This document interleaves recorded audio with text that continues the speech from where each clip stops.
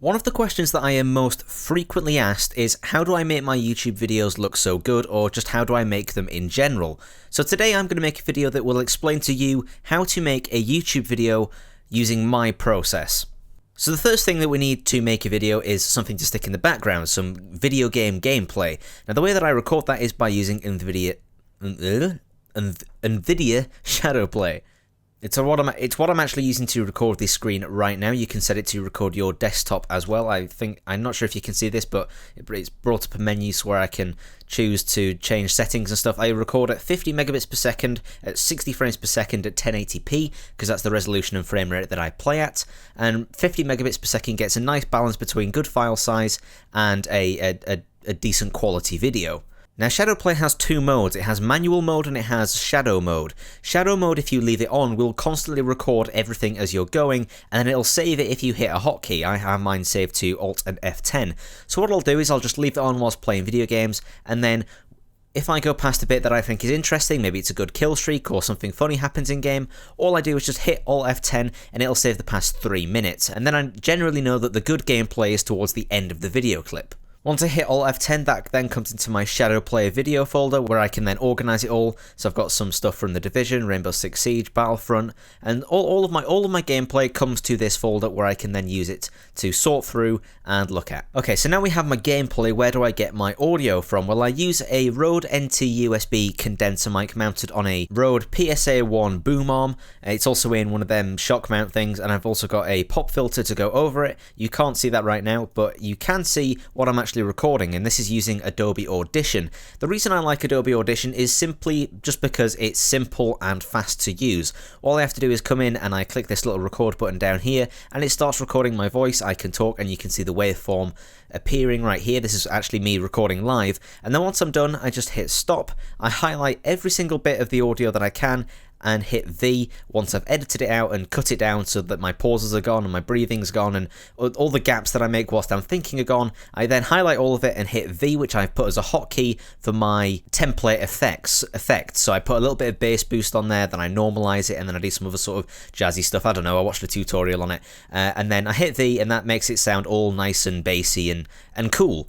Okay, so we have the gameplay and the audio. Now what do? Well, I go in and edit it. So what I have is, if I go to my YouTube folder, this is where all of my files are organized. I have my a list of archived completed videos, not all of them, but maybe like the past 7 or so, just in case I need to go back and get a thumbnail or get some gameplay or something like that. And then I also have a thumbnails video, which is where some of them are. This isn't really very organized, but I have templates for video thumbnails in here. I have video assets, so it's like intros, effects, my logo, my streaming assets, which I don't stream because my internet's too bad. But if I were ever to start streaming, I have actually got some assets already made up in here. And then I have work in progress videos. So here's a few that haven't made it into that haven't actually made it to be uploaded, or some that I have and I've decided aren't actually that good. Some of them need to be transferred over, like this one into and this one and that one. Oh no, hang on. There we go. Copy them over into the completed videos because I've finished them, so that's where they go to be archived. So this is where all of the stuff that I'm making appears. This is where I store all my files. If I come back though, I have some templates. So if I go to my video template, this will then open up Premiere Pro, and this will bring me into my basic template of what a video is. So here we are in Adobe Premiere Pro CC, and there's only a few things that I keep in here in this template. I keep my intro with some fade-in effects at the start, and I keep my outro thumbnail slides and my little graphics. I keep them there, as well as my subscribe lower third. And that's pretty much everything that stays. This is like the only stuff that stays constant. Now the way that I have my Premiere Pro laid out might be a little bit different to how you have it. So up here I have my media browser, where usually it's like already set up to go straight to my Shadowplay folder, which I can't be bothered to go and do now. But all of my gameplay will appear here, so I don't actually have to keep digging through my files to go and get all this gameplay and drag it in up here. It's all just here, and I can drag it into here and then across there. So it's all done. I like to keep everything concise and in one window, so I'm not having to flick across from different monitors and look at different locations all at once. Up here I have all the files that I have in my project, so I've got my intro there, I've got my 2 thumbnails, and that's pretty much it from here. I have my effects down here, and if I need an effect, I literally just search for it, because I tried having like setting up different folders and stuff, but that just ended up just getting tedious trying to search for an effect that I need, because I use so many that it's just easier that I know what I need. So if I want a cross dissolve, I just search for cross, and then that's a cross dissolve, and then there's an exponential fade and a constant gain audio fade there. So it's just easy to search. That's the way I like it. So what I'll then do is then I'll either use this, or for this, in this scenario, I'll just use this file browser. I'll find the stuff that I want. So let's say I need some Battlefield 4 gameplay, drag that in there. I need my commentary, so let's go find an old one. Let's find one from a finished video, actually. Where's it gone? Completed videos. Let's find my Battalion 1944 commentary. So there's my commentary. Drag that in there. Drag this onto here, into my second layer, and of Promise. Developed by Bulkhead Interact. There's my voice. So this is where I'll have the thing, and then I'll drag in the gameplay. Oops. Close that panel. Now, usually I'll find all the good stuff at the end, just drag that in there. I'll then turn down the volume, especially of Battlefield, because the volume is so loud. I'll turn that down to about -30. It depends what game it is. Like for The Division, I think I turn it down to about -18.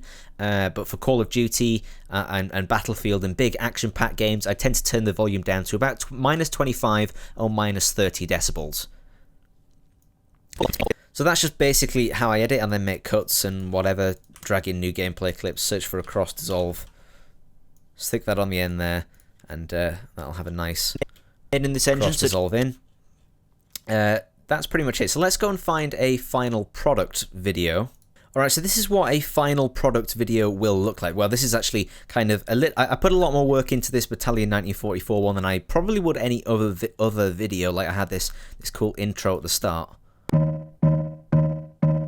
It's all synced up to the music beats and whatnot. But this is how it will look. So I'll always have video clips with cross dissolves at the start. I'll turn the volume all the way down for everything. And this is how I spend quite a lot of time balancing my audio, especially for music. So I always move I always set it so that my music is -5 decibels to start, and then when I want to start talking, I'll quickly drop it down to about -24, and then I'll slowly fade it out after that. And then kind of the same, but in reverse for the outro. I'll start it out at maybe like -60, bring it up to like -24, and then I'll bring it up to -5 for the actual outro. And this is something like I can always bring in new thumbnails. Like if I go and grab some of my 2 most recent ones. So I've got just 2 random thumbnails right here. If I highlight this in the bin, then right click and click replace with clip from bin, it literally just replaces the thumbnail. So that makes it nice and simple to just replace the thumbnails from the template with whatever I have done recently. So that makes it just nice and simple, and I really like how Adobe does that actually. That's another reason why I love Adobe CC. And then once I'm done with the video, I'll make sure that everything is highlighted using this bar up at the top. I'll go File, Export Media, and it'll bring me to this window. I'll then choose where I want to save it. I'll usually save it as Final Edit or something like that. And then these are all the settings that I use. So I render at 1080p, 60 frames per second. I set the profile to main, the level to 5.0. I always render at maximum depth because I don't know, it gives a better quality in the final edit. I use VBR 2-pass, which increases the time it takes to render, but I've noticed that ever since I've started using this, the quality of my videos, especially on YouTube, has started to increase like quite a bit, because YouTube compresses it down a lot. I've actually had quite a few comments on a couple of my previous videos asking how I get my videos to look so good on YouTube. It's probably VBR 2-pass and the combination of that with the pretty high bitrate. I use a target bitrate of 25 and a maximum bitrate of 30, and that kind of gets a good balance between file size and quality. So this is a 5-minute video and it's about 1 GB, as you can see down here. I use maximum render quality using this one, and then I'll just click export, and that'll export it for me, and that usually takes, for a 5-minute video, around 10 to 15 minutes using my system. One more thing that I wanted to just quickly mention that I forgot to is that I actually add a few little effects to my video clips. So I always add a fast color corrector and a where is it gone? Sharpen effect. So I add this fast color corrector and I boost the saturation by about 20%, turn this up to 120, and then I sharpen it by about 5. Now this just means that, again, it's going to increase the amount, It's just going to make the end product look a little bit better, especially on YouTube as it compresses it down a bit. It makes the edges a little bit more sharper and makes the colors a little bit more vibrant, because YouTube's compression system, I don't know what it does, but it just makes it seem a little bit darker, a little bit less colorful, and making these changes just makes it look a little bit more similar to the original source file. And then the final piece of the puzzle is to do a thumbnail. So I'll come over to my 2016 template that I've started using ever since the new year. This will open up my template in Photoshop. And this is actually slightly messed up since I last made a thumbnail, so we'll wait for Photoshop to load. Here we go. I'll usually delete the previous one and I'll find a picture, usually from Shadow6 or Birdoo. I'll have links to their Twitter in the description. They make some really, really beautiful stuff. This one's from Glass. I'll have a link to his Twitter in the description as well. So make this as big as it'll go.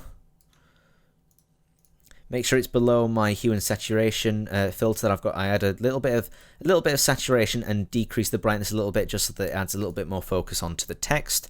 Move that down into a suitable position and give it the title in caps, tutorial. Bring that down. I'll usually scale it or whatnot. This has got a various amount of effects on it, like an inner shadow, a color overlay, and a drop shadow. And then literally just save it as it is at 720p thumbnail and upload that to the thumbnail thing on YouTube. And then I'll go ahead and upload that to YouTube, give it a title, upload the thumbnail, put the description in and do all of that snazzy jazz, and schedule it to go out at 5 o'clock. That's usually what time I upload. 5 o'clock GMT. Tuesdays, Thursdays, and Saturdays I try to aim for, but I've not been quite as active recently. So anyway, that's how I make my videos. If you were interested in that, if you enjoyed or you found it helpful or informative, let me know in the comments below. And if you have any more questions about how I make my videos, don't hesitate to ask in the comments, because I would love to reply to you. If you enjoyed, don't forget to absolutely smash that like button and subscribe for more videos like this, and I shall catch you in the next one.